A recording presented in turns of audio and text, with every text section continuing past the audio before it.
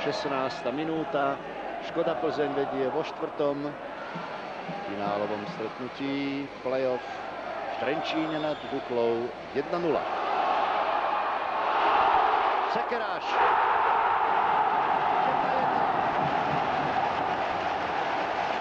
Autor gólu, obránca Dukly Trenčín Ľubomír Sekeráš, jeden z odchovancov trenčianskeho hokeja. Hokeja, ktorý okrem toho, že má mužstvo bojujúce o titul majstra sveta, má aj takých hráčov, akým je spomínaný Ľubo Sekeráš, ale mali sme pocit, že tam ešte stačil Madovi tečovať. Pozrieme sa na to.